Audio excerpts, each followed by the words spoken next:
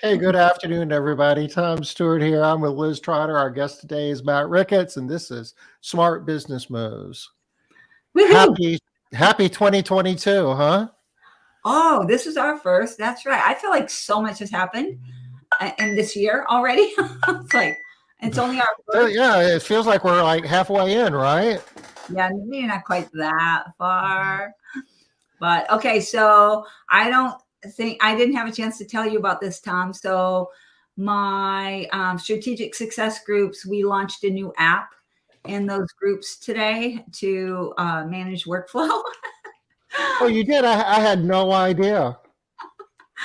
You didn't hear about all the. That's news. That's news to me. Tell me more. It was so bad. Yeah. So nobody has still been able to actually work in the app yet. It's where you are at 5 o'clock. Oh, yeah. It's just been like it's a project management tool of some kind. Yeah, it's like I would say that project management tool. That's a good way of thinking. We don't want to name it. We don't want to name it until you actually get all the kinks worked out. But you were excited about it, but it's less than stellar first day results is what we're saying here. Yeah. It's so far. I think it has been launched for about 9 hours and not one person has been able to enter any data. Hey, Linda, have you been able to enter anything into the app yet? So is it like the thorough beta testing didn't identify some of the... We thought we had, but apparently not. You know that we were at the last second scrambling for emails, etc. So you're like, what? I know nothing, Liz. No, I know nothing. No. Yeah. Well.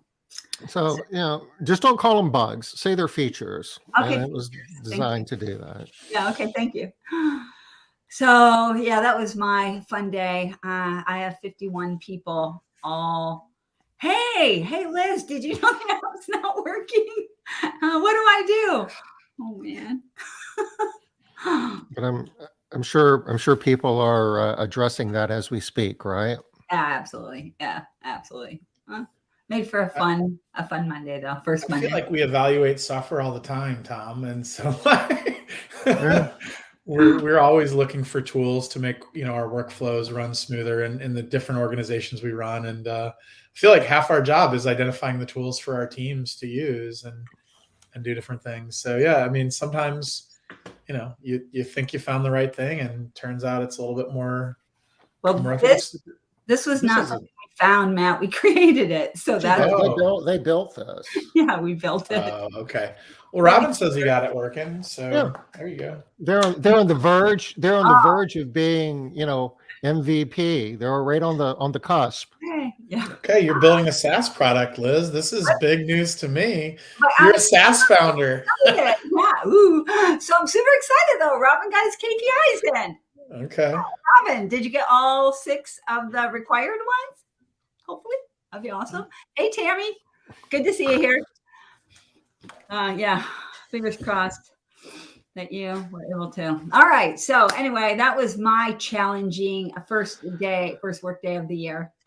Yes. Cool. All required. Right. See, crisis averted. That's great. Well, it's only the KPIs. We need the Monday check-in. That's the tricky piece there that everybody's still waiting for. Keep an eye out, Robin. It's still coming today. Days early. It's only 5 o'clock, and it's 2 o'clock where Liz is, and 3 o'clock for Liz, or 2. Yeah, 2. He's in Pittsburgh, so with an H on the end. Just saying for all those people that don't know how to spell Pittsburgh, right, Robin? All right, so I'm hoping Robin, don't tell me. Robin knows how to spell Pittsburgh, right? Oh, yes, he absolutely knows how to spell. But not everybody else does. No. I'd probably mess that up. So what else is going on? What else is going on this week? Did you guys have better Mondays than I did? First day of the new year? It's always Mondays I actually look forward to working, so I don't mind Mondays. Like, there was a lot to do today. We've had 3 meetings together at least today. That's his look. That's his. What'd you call Tom Spear? It's a tech founder beard. It's like all the other hip founders all have scruffy beards, but you got to remember to shave the neckline, so you can't get like mine's too scruffy on the neck. That'd be That's really not Well, that's not tech how foundering. how high do you go? Like, not up there. Not No. not that far, like where it should be cut off here. Mine's too overgrown right now. So this is probably too much for most people here. But yeah, there was a whole discussion in one of our.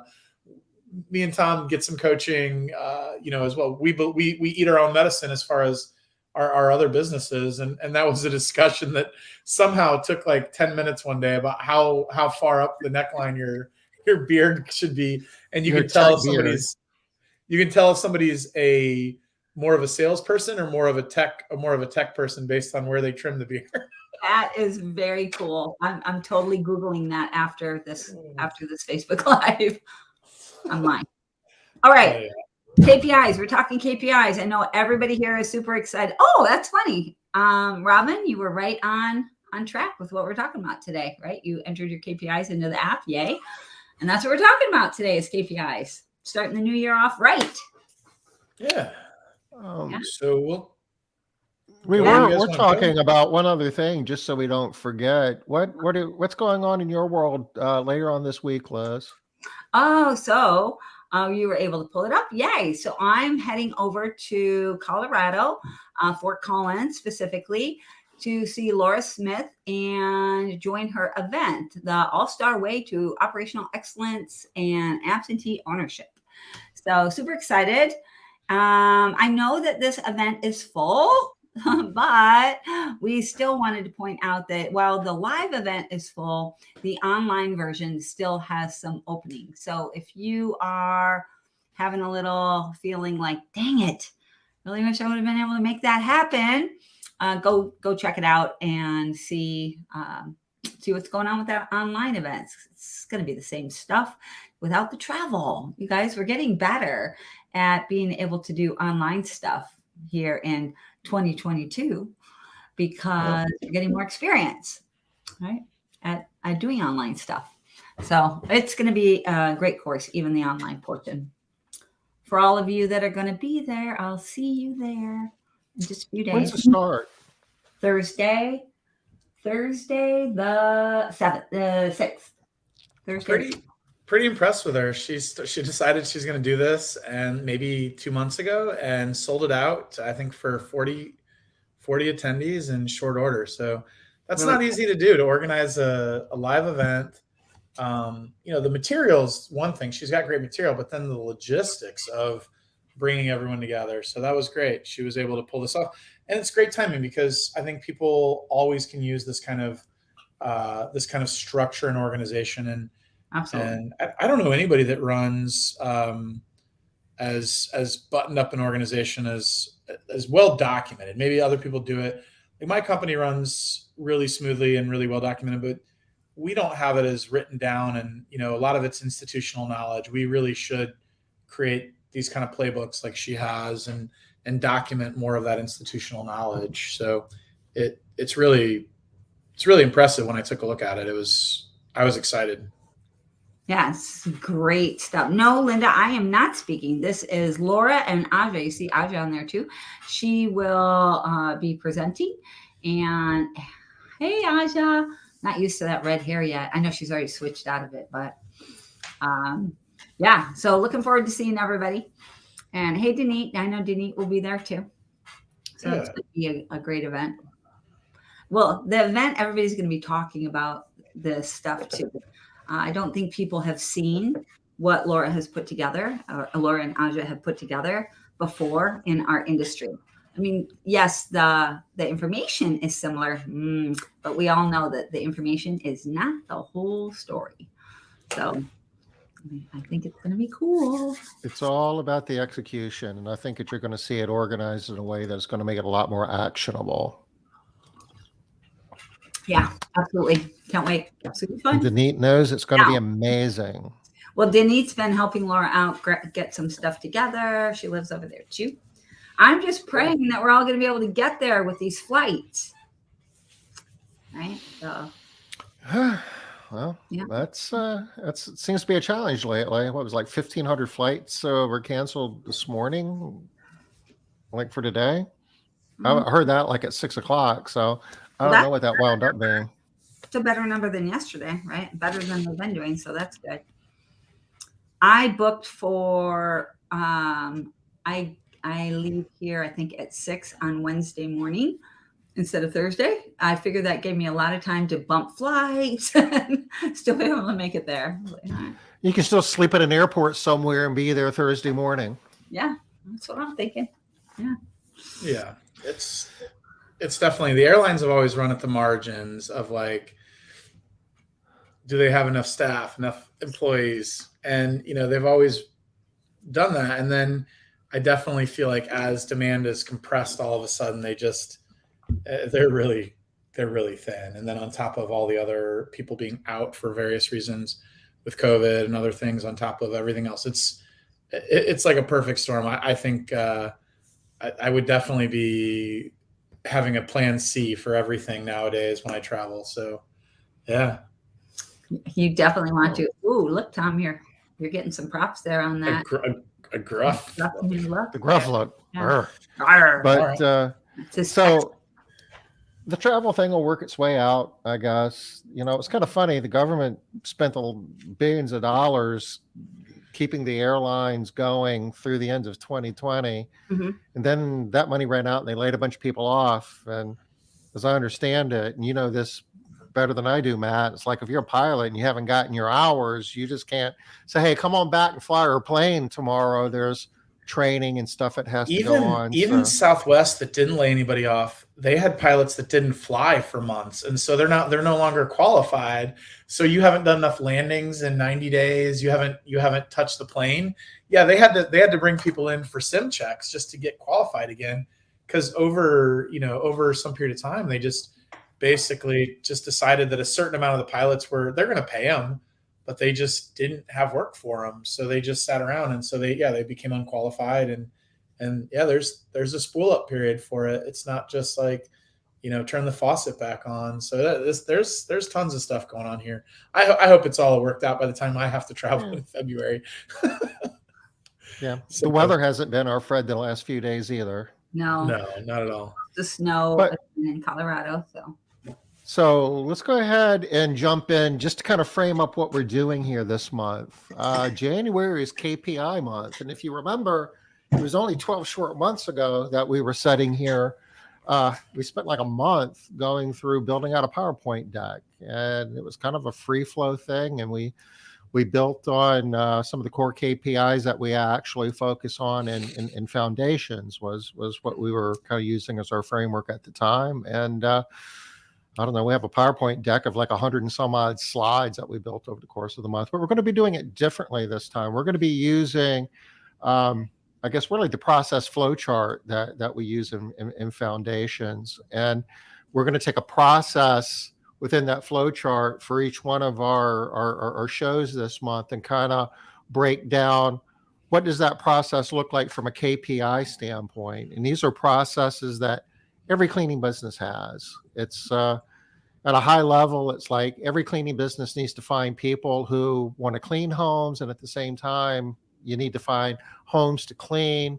And there's like a recruiting and a sales process, and you take all that and you schedule and dispatch and you actually clean stuff. So we're going to start with marketing because that's kind of the first step in finding homes to clean, or arguably finding people who want to clean homes too. It kind of crosses over.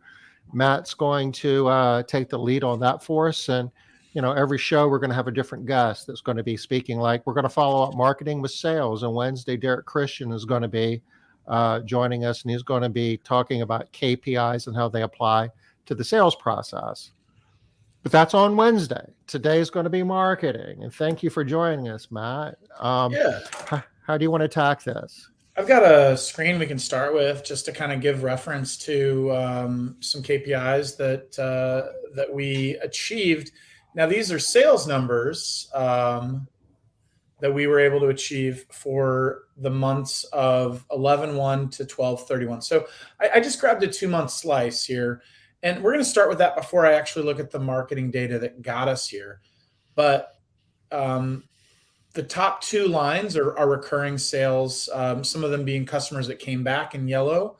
There's no quote, and then sales that are, that we had never quoted those folks before was the top line. So we sold 61 new recurring customers over that period, and about 80 one-time sales. But look at the bottom number. We netted 20 new customers with that number to the right of 20 is 2,112 additional thousand per week, basically. So quick math in my head is about $108,000. If someone has a calculator wants to check that, but that is adding $108,000 in annual revenue from the sales activity we did from November 1st through December 31st. So just to be clear, that green line represents recurring jobs on a weekly basis and the revenue associated with them. So yes, 20 jobs a week with revenue of a little over 2,100. So every week, that's an additional 2,100. And $109,848 a year. You take that 2,100 and multiply it times 52 because there's 52 weeks in a year. Yep. So that's what we accomplished over these 2 months. So typically these are always good months for us. So I want to kind of preface that marketing has to produce results, right? It has to produce, arguably results that pay for itself to justify the expense. But I don't know anyone that wouldn't be like, I would, anyone here that would, they'd be like, $108,000 extra per year in revenue. I don't need that, right? Like that's a significant amount of growth. And we're seeing that month over month, like, $40,000 or $50,000 in annual growth month over month. So I'm going to just I'm going to stop here actually before we do this. All of this is related though. All the KPIs are related though, because really to make your marketing spend be as valuable as it possibly can, you need to be awesome at what you're doing and deliver great service. Liz, I haven't looked at your churn in a while, but I did peek at it a long time ago when we were talking about it. Are you still around 2%, churn per month? The last time I looked, no, we were quite a bit higher than that last time I looked, Matt. Well, so understanding this is an important thing. I know that you're actually in the top quadrant of Made Central users. I haven't looked at the number, but there's a report. You guys are one of the leaders for churn, and churn being if you have 100 customers, how many leave per month. It's important to know that because that actually affects how much money you can spend on marketing. Because the longer they stay, the more valuable they are to your company. So if Liz is able to keep a customer for 50 months, which is what 2% churn represents, versus my company, which is historically around 3% of 33 months, her customers are worth roughly 30% more than my customers over their lifetime value.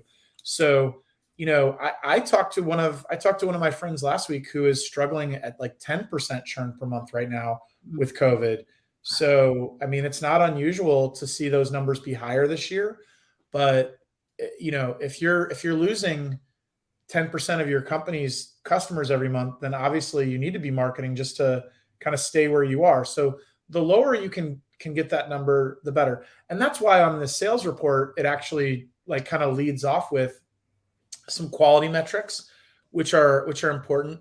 And then I also want to look at my sales metrics just briefly. I don't want to steal any of Derek's thunder, but knowing how many leads came in, how many of those you turn into quotes, how many of those turn into sales. And this is just new customers, not any returning customers. And, sales to quote ratios, and even who your best performing salespeople are, so you can hand those over and give those to the right people in your company. Knowing your lead sources and what's delivering, is also important. And having some segmentation is important. I can tell you though, I do something a little bit more detailed with what I'm doing. So this is for a slightly bigger period. This is from 10/1 to 12/31. So a month prior as far as where this is for marketing. So what I do with all my data is is I have a marketing agency, and they actually upload all of my CRM data from Made Central, and they upload that to Facebook, so I can get really good attribution as to what my total bookings are that came directly from Hey, my Matt, Facebook activity. let's Yeah. talk about attribution for a minute, because that's a Yeah. concept I think is important. When you say that, what do you mean?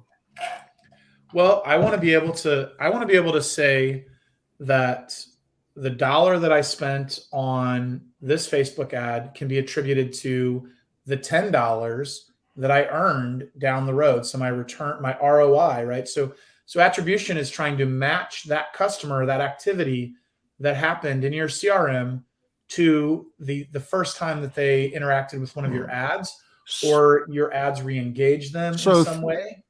So said in plain English, if you have a lead, it's basically figuring out where it came from. That's How did you hear probably a better about us? explanation than what I just said. Yes. So that's kind of important. So we're talking about KPIs for marketing, and any type of KPI starts with having data. And one of the key pieces of data that you need to have for managing your marketing is figuring out, well, where are your customers coming from? And even backing up the funnel, as you can see here, where are your leads coming from? People who want to use your business, how are they hearing about you? What incented them to reach out to your business to begin with? That's, I guess, from a marketing term, the marketing professionals call it attribution, right? Yeah, I think that's probably though a Which very kind of couched way to talk about it, though. Like, get it down to where everybody is, and it's a lead Yeah. source. Yeah. Where are your leads coming from? What So I wanted activities to- are getting you leads? And I wanted to talk about one specific channel that I feel like my company does differently, and a lot of us are afraid to do Facebook because we don't have the attribution, and this is hard to get unless you're using an agency, because they have tools that we don't have. But first off, let's just start on the left-hand side there, that distribution. I had almost 800,000 people see 800,000 views in my ad, not necessarily people. Eyeballs hit an ad. So an ad, I don't know the frequency on this report, but let's say that's 80,000 people that they saw my ad 10 times, basically, is roughly what we're looking at there. So I got in front of 80,000 people, 2,145 actually, even if they didn't click on an ad or something else, they went ahead and searched for my company or did some research on my company after seeing an ad within a 30-day attribution window. So all of this is based on 30 days of activity only. Like, if they do some next step, 629 leads were created from this. So a lead would be somebody that filled something out on my website, right? And I have a very simple lead form. I'm not asking for a lot, and I'm giving away my call to action, or my giveaway is just giving them a free price. I call it get an instant price. And that resonates with people because they just want to know what it costs, right? And they don't want all the mystery, and they don't need you to come out to their house. They want to know what it costs. And you know what? If it's too expensive for them right then, you can stop the shop. Or if it's a good fit, let them keep going. Liz, do we have a question? We do. So Patricia's asking Matt, before we move much further off of this, if you haven't even started tracking churn, how do you get started? A very simple way would just be to have a spreadsheet which would track how many customers you lost each month and kind of track the reasons. The reasons isn't tracking churn, but before we had Made Central, we had this spreadsheet where we would put customers lost and customers gained. And then you're talking about recurring customers? Recurring customers only. So then we would add the customers lost. We would add the customers gained to the total customers that we had on a list somewhere at the end of the month, and then subtract out the customers gain or lost. I'm sorry.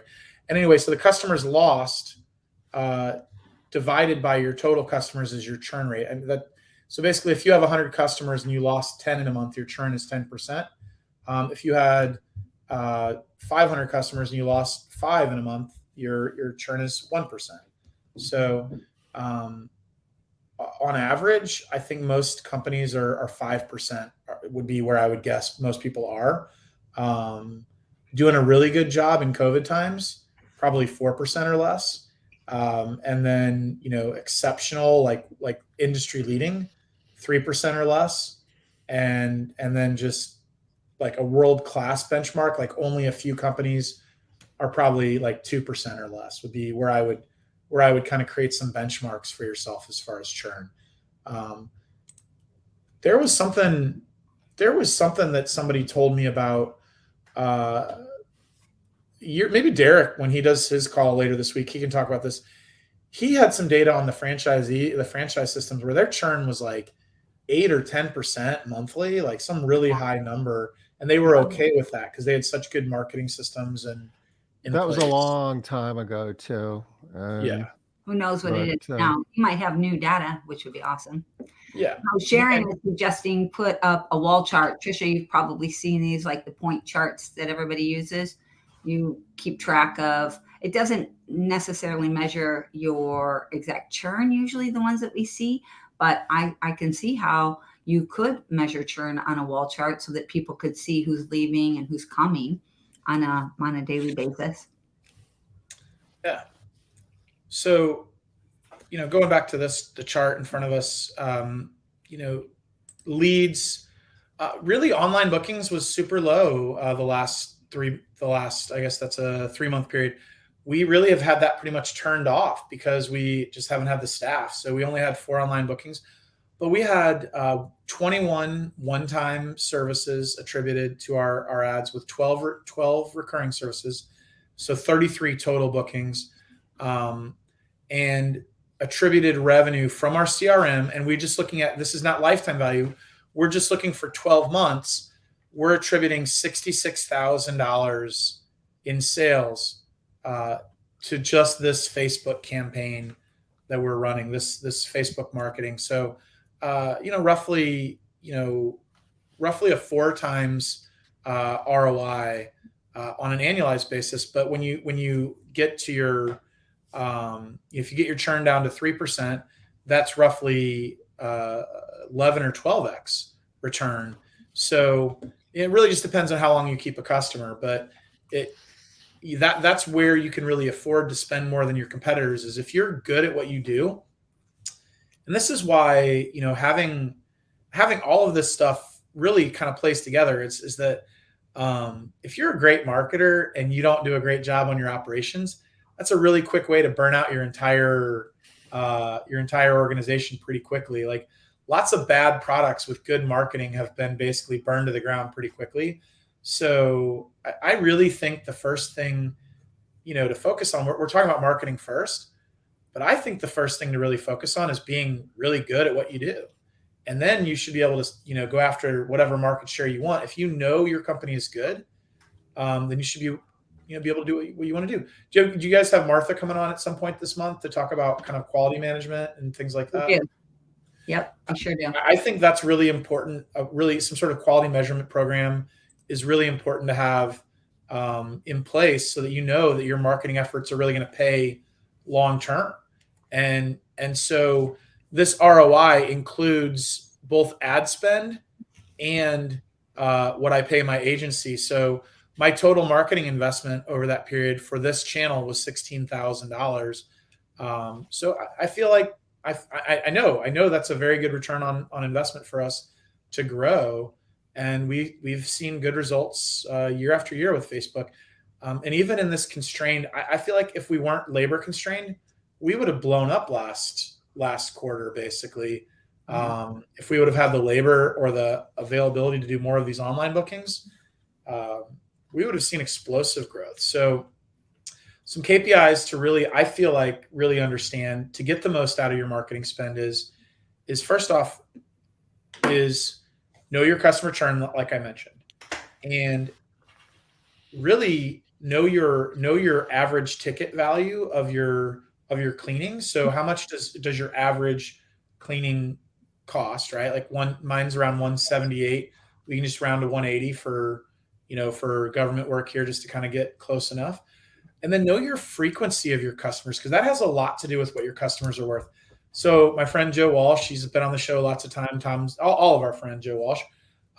We had a call a week or two ago, and Joe always blows my mind because he has significantly less customers than I do, but he makes similar money than me because his average frequency per customer is 2.3 cleanings per month, where mine is 1.7. So, focusing on increasing frequency and getting more money from every available customer is just as important as getting more customers, right? So I know this isn't like marketing message, but this is all stuff you really should have a better grasp on if you want to make as much money as you can off the dollars you're going to pour into your marketing efforts. So once you know those three pieces, right? How long your customers stay, their average ticket value, and their average frequency per month, you can figure out their lifetime value pretty easily. So, just for some rough numbers, my average ticket is 180. My average customer stays roughly 30 months right now, and my average frequency is 1.7. So I'll do the math really quick. So 180 times 30 times 1.7 is roughly 9,180. It's lower than it was prior to COVID when we were probably closer to 36 months per customer. But, it's... So as this pertains to marketing, the high recurring frequency, ideally, you want to be selling biweekly and weekly, recurring customers. A friend of ours, Carrie Knight, who's, been on the show from time to time, has a whole program about getting higher frequency recurring customers. And she builds marketing campaigns focused at incenting people to sign up for high frequency recurring service, putting deals together. The irresistible deal, I think is what she called it. The irresistible offer. Yeah. So one of the metrics, one of the KPIs associated with your marketing would be, what is the lifetime value? And part of that equation is, okay, you got people signing up for recurring service, but are they signing up for biweekly as opposed to every 4 weeks? Yeah, and that was a big, what's funny is I had over 700 customers prior to COVID. I've got like 605 right now. Yet our run rate is we've raised prices. There's lots to do with it.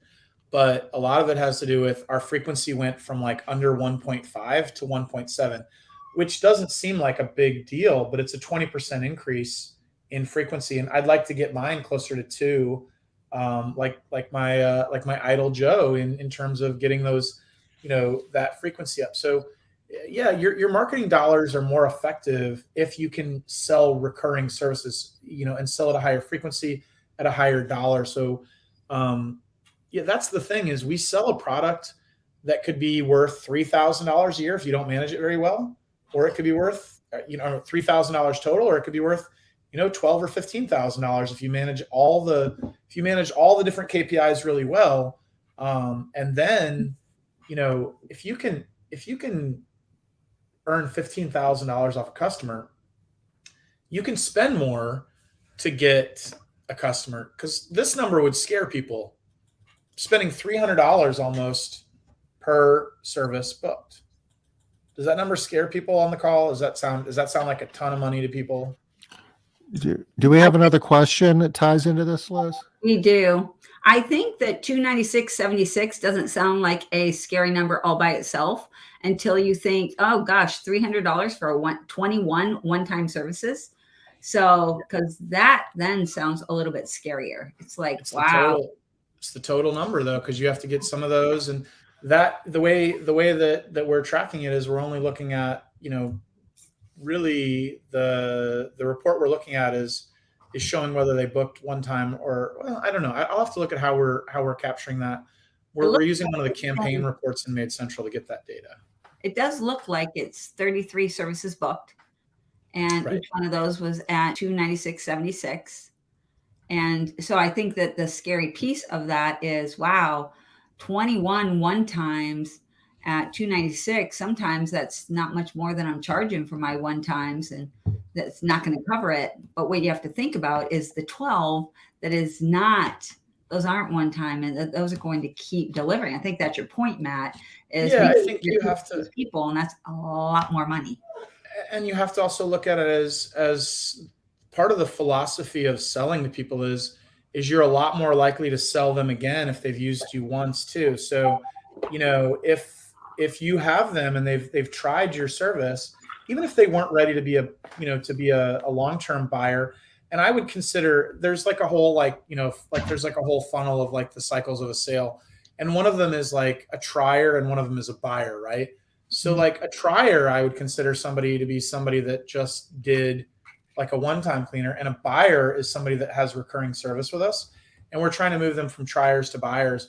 And the only way to do that is to, get more triers. But those 12 recurrings are worth roughly, $4,000 a year annually for me all on its own at this point. So that's a big chunk of it, is that we've really increased the value of every customer on an annualized basis quite a bit. So knowing your average lifetime value makes it really easy to rationalize, a bigger marketing investment.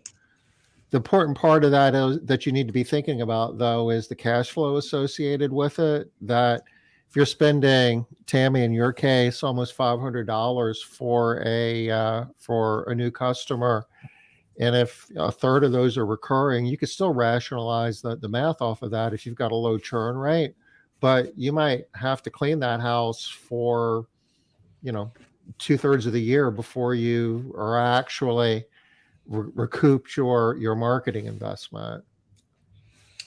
So she's also asking over here, Tom, Matt too, if you guys can see, what is the target for customer acquisition cost? Do you have an idea? Is there a benchmark, or?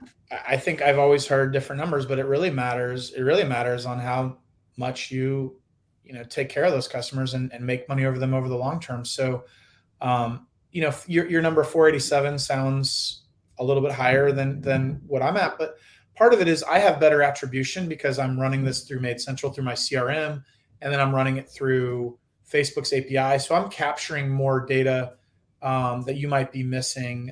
That it becomes hard unless you have some of these really advanced tools. There's things you can do, like strategies like send all of your Facebook traffic to a certain page on your website. However, just a ton of people never click on those ads. All they do is they see it and then they research you, and then it depends on your attribution to determine how are you identifying whether that was a Facebook lead or not. And unless you have like an advanced CRM, you won't have that data. So you're probably better off than that 487 represents, is my point. You're probably getting more return on it than you actually even see there. But it's a combination of your average lifetime value for a new customer, and it's also a function of what your loaded direct payroll to revenue is. And having those two numbers, what your gross profit is off of every new customer. And really, it's a game of how long do you have to clean a recurring customer in order for you to actually break even. And the larger, more successful companies have the ability to pay more for a new customer because they can handle the cash flow part of it, because it takes a while. That lifetime value, you have to earn that over several years. You don't get all of that the minute they sign up for your service. Yeah. So the answer really lies in your data and how good your retention rate is and what your gross profit per customer is. But you hit it on the head there. It's not your net profits; it's your gross profits, because it's you're figuring all your fixed costs, making sure those are all covered. So if you're at, like most of us, at like 45% with direct, and then another 10% for all the other things, you have about a 45% gross profit margin. Let's say 40 if it's a little weaker. Go slow, Matt. So remember, a lot of times why people are on this is on the show is because they're trying to learn new concepts or to really dig in. So if we whiteboard this out, right? So if you have a customer that's most of us think of our profit margin as what's left over after everything is paid, like, oh, I only made 20% or whatever. But really, we want to think about our gross profit margin here. not necessarily our net profit margin, because we can justify in that some of those other, those other costs, are a function of just, the fixed cost that we already have. Like, this is the cost of operating this cleaning is this cost, this variable cost. So our gross margins is what we want to look at. So the first thing that's our most expensive thing for most of us is our direct labor, where I try and target mine at 45%. That includes PTO, including sick time, but it doesn't include taxes or workman's comp. So I'm at 45%. By the time I add taxes and workman's comp, I'm at a roughly, 55%, 55% cost of goods sold when I look at that. So I have 45% that is gross profits that's left over. And we could just use 50-50 if it's an easier number. But, if I sold something for $1, 45% is mine. If we use the 45, is 45% is the company's to cover the rest of the costs, the fixed cost after that. So I'm really more interested in the variable costs when I'm looking at marketing dollars of growth. I don't know if this is getting into the weeds too much, Liz, but I think it's helpful for people to keep hearing these concepts, right? And looking at them from different directions. I don't want to get off the marketing piece too much. Make sure that people know the marketing KPIs that they really need to be focusing on. So one that we heard right off the bat that a lot of people don't think about is the LTV, the lifetime value of the client. I don't think that that's a marketing KPI that a lot of people focus on.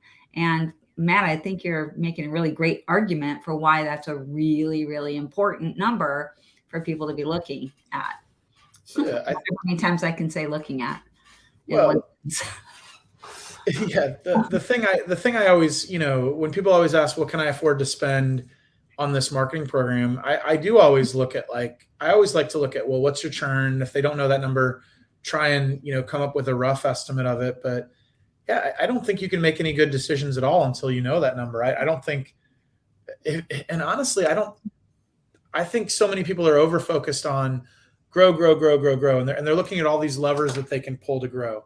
If you can improve your lifetime value of a customer, in some meaningful way, like if you can, I've been on people's websites and we're looking at growth hacking their website, and we're like, my conversion rate from visitor to sale is like 1%. If I could just get that to 1.5%, I would get an additional, 5 sales a month or something like that. And if you want to talk about a 1% number that can actually grow your company by like 30%, is if you want to shift a number by 1%, it's reducing your churn from 4% to 3%. That would create exponentially more value than all the time you'd spend, growth hacking on your website. All those numbers are important, but I just think you have to have that foundation laid of a company that delivers on its promises and keeps its customers long term. And we can all be better at that. I mean, we all drop balls, but it's such a funny thing. We're talking about marketing, but I wouldn't even throw money like this at marketing if I didn't feel like my company was, delivering on promises and had the operational expertise to make our customers happy. So that is a point that we hammer on a lot. And so I'm just going to hammer on it one more time, which is why you need the data. You need to be looking at the numbers. So much of the time we see people that are wanting to know how much they should spend. What percentage of the most common question we get is, what percentage of my revenue should I be spending on marketing? And the answer is not a certain percentage. It depends on these other numbers, right? So you can spend a lot of money if you're making a lot of money, but if you're not making any money, you need to stop spending money at all until you get your problems fixed, and then start spending money. So, and sometimes it's not always just a marketing thing. It's also sales and it's retention. It's all these other things. This is why we're talking about all of these pieces together. And we'll be talking about sales again on Wednesday, right? They all work together well. And honestly, I got better at marketing. I mean, not to, I know you guys aren't planning on any more foundations courses, but I got much better at tying my marketing together and really getting better results from my marketing by going to foundations and understanding these metrics. Like, I know that's why we're doing this call, but it was such a transformational thing for me to like really understand, Yeah. how And you know what, Matt? It's kind of like an old rock band. You just never know when, foundations might come back for another tour. But there's Foundation nothing on this. back. It is coming back. Okay. So we've reconfigured stuff. So for all the people that are out there wondering about foundations, yes, it's coming back. There will be an F12. Feel free to reach out to me and ask about it. I don't want to waste time on here talking about it right now. So and if you want to know more about how to calculate lifetime value of a client, I dropped a link in chat with a KPI video that's on Cleaning Business Today. So is there an easy way if you have Made Central? Because I know a lot of people, I see a lot of people that are on here right now. Sorry, Trisha. They want to know what their lifetime value is. There a place? Yeah, we need to build this as a so you'd have to look at two different screens to get most of the data. So if you take the spreadsheet, wait. So the most perfect, most amazing software out there can't tell me what my lifetime value is. It can. Oh, it definitely can. You just have to do a calculation. Figure it out. We do need. We could probably build a dashboard for this, but so you'd have to first off know this churn data. Do you guys want the LTV number? You want it just pop up there, or you want to have to go figure it out? I know. For every customer. Well, we could do that. That's what we're going to be. It's not a destination; it's a journey, Liz, and we're constantly developing it. But we give the data's there. I'm pointing out two things. One is you have to have this information, period. Doesn't matter how you go get it, right? You can get it from Made Central, but even in Made Central, you're gonna have to work, or you can get it another way. You have to go get it though. The point is get it. Yeah. So two of the key numbers are right here from this report. Your revenue per job. That's for F12. And your customer attrition. So those are two of the key metrics. The final number you need is you can get from the service set tracker report, which again, you've got to do a little bit of math, but so your jobs per week. So how many jobs do you do per week times 52 weeks in a year, and then divide that by your total customers. And this is not even a true total customer. This is service sets here, but 603. And that's how you can solve for your how many frequencies per month. So we obviously could identify that better and manage that and make it easier. Because you're right. It's a number that's important. For everybody that wants to know about this, drop this in the comments for me if you would, because I have to go at 5:50. Just fast forward to 5:50 and Matt's going to tell you exactly how to get it. Okay. And this is how you figure out your lifetime value. He just showed it. So you don't have to, you can get it here anytime. So for those of you that are like, that's so hard, I don't know how to do it, just come back to this video. Come back here. Look at how easily Matt explained it, right? Take these two numbers and go to this other little screen, get this other number, and you got your number. So, all right. I am going to, I'll let you guys finish on. I'm not going to interrupt you anymore today. But I'm going to see you all. Tom, see you on Wednesday. I'll see Derek on Wednesday. Bye, y'all. Thanks, Liz. 5:50. That's nice. Good job. Good job, the filthy bucket. I love that. Okay, Matt. Now Liz is gone. What you want to do? Oh, I think. Okay. I'm going to drink a cup of coffee. Oh, busted. Never mind. I'm gonna go drink some coffee. That's what I'm gonna do. There you go. You never know what's in this cup. Yeah, it's later where you're at than where I'm at. So I'm still on the work day for another minute or two here. Yeah, I mean, there's just so many things you could be focusing on with marketing. So I'll just kind of wrap with this. I do think you want to pick marketing channels that you can identify and create attribution for. Like, if somebody wants to sell you something and you can't identify easily where that lead source, came from, that there's a return on that investment, I wouldn't spend that money. I really like digital because you can get all that information much easier than the old days of spray and pray. You can argue that direct mail is pretty effective in some ways because you're targeting an exact area that you want to cover more so than digitally can do, where you can get really laser focused.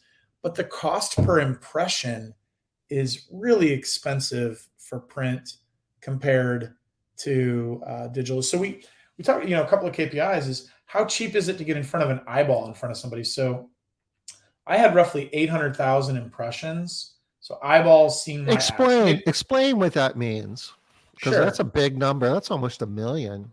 Yeah. So 800. So an impression is just somebody was shown one of my ads in their news feed. They could have just been scrolling by it at a million miles an hour, and that's an impression, right? An impression could be somebody, just your car whizzing by somebody. So when marketers talk about impressions, sometimes it's not really clear as to whether that was like a great impression or not. But like a billboard gets impressions by how many cars drive by that, billboard per day. So the cheapest impressions aren't always the best marketing channels, but you do want to know how much it costs to get in front of an eyeball in front of somebody. So if I spent roughly $9,000 on ads last month, so 800,000 divided by 9,000, my math, or it's actually the other way around. 9,000 divided by 800,000 it's a penny per impression. That's really cheap. A postcard would cost you 49 cents per impression. I don't even know what a postcard costs anymore. Plus a lot more than that between postage and print and design. Right. Yeah. Who knows? But yeah. But even just the mailing cost to get it in somebody's mailbox, I don't know what it costs anymore, but it's so expensive. Television, it's close to $0.25 per impression. And again, where's the attention going? It's moving to these other apps. Like, I have a television show that I like called Yellowstone, and I don't watch it on Chart. I go to Paramount Plus or Paramount or like their app now. I would have never thought that's where I would go to watch television, but they've made it all fractured now. So they've done it to themselves a little bit too. So yeah, I don't know. I think the cool thing about that is you might be able to better target your market, your niche. Like if we were selling Star Wars memorabilia, I would put all my advertising dollars into the Paramount Plus app or something like that, and run ads on Discovery, or whatever Star Wars shows that they're running. But so television could still be the right channel for some of you based on your markets. But I know that digital is very inexpensive to get a lot of eyeballs to see my brand. And people always tell me, man, I see you everywhere. And the only thing that I'm doing really, I used to have 17 cars. I have 4 cars now. So it's not because of the cars that we have. It's strictly the Facebook advertising. And, you go to my site and you will continue to see my ads for, I don't know, 180 days, maybe 6 months. You'll get some sequence of advertising from me or marketing from me for some period of time. So, cost per impression is important to understand, and where the eyeballs are kind of moving. And it's a moving target. If you could figure out TikTok, that would probably help. Yeah, that's probably, the new social platforms are probably going to be playing a bigger role in our digital marketing mix. With the 5 minutes or so that we have left, we should probably be thinking about what the overarching points are in terms of a measurement standpoint, a KPI standpoint, and how that pertains to the marketing function. I'll let you lead that. So what do you normally teach them to measure? It's about the data. And you started off, could you go back to your sales funnel? This is your typical sales funnel, and you got the number of impressions. reached, I presume that's when somebody like interacts with one of your ads, clicking on it. That's a clicked on ad. Yes. Okay. And leads is where it really starts getting interesting. And then your conversion rates on those leads. So, you want to know where your leads are coming from.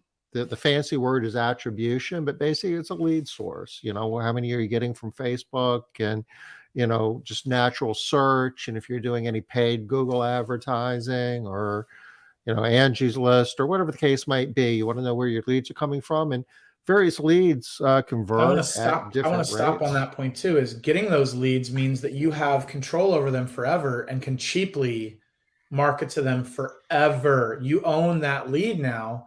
You have probably their SMS and their email address.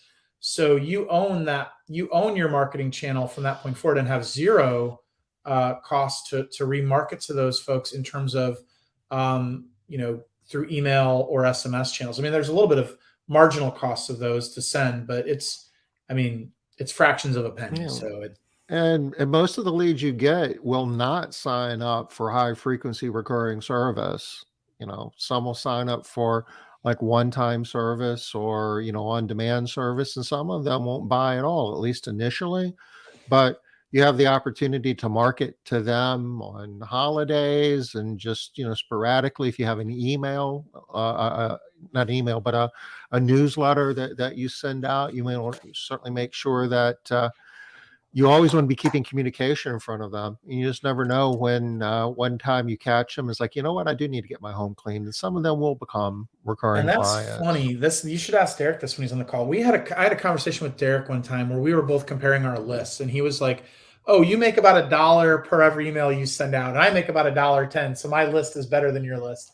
So ask Derek about that if he still tracks that, like that metric of how much he makes per contact in his list. Because he was basically like telling me his list was more valuable than my list, which I agree. His list, he was making $1.10 per contact on his list per send, and I was making $1. So arguably he beat me. He loves winning. Well, so part of that's execution. What are you doing with your list? Right. We're all setting on these lists, or we should be, and some of us work them, do more with them, squeeze more value out of them than others. But we never want to forget about that. And the retention, your monthly churn is an important part of it. Factors into the lifetime value. And you start putting the numbers together though, and it paints you a pretty good picture as to where you need to be spending your marketing dollar and how much of it you want to spend and what you're willing to spend per lead and per new customer. Yeah, and I can. So if you're not in the Made Central Facebook group, I can put by the end of this week, I'm going to sit down and do my marketing plan for the next quarter. I'll put out my strategy in that group as to like what my ads are going to be, what I'm going to be, what my target lists are as far as like, what who these are going to be going after. So like a lot of this is I create lookalike lists to my current customers and go after those. And so I'll share all that strategy. So if you're not in the Facebook group for Made Central, join that group, and I'll put something out either late this week or early next week with my quarterly strategy that I'm going to be building for Better Life Maids. Okay, so we are at the top of the hour. Matt, thank you. This is a good way to start KPI month. Start with sales. We'll follow it up on Wednesday with, this was marketing. Wednesday, we're going to do sales, and Derek's going to be with us 5 o'clock Eastern. So we'll see you Wednesday at 5 o'clock. Take care. Bye-bye. Bye.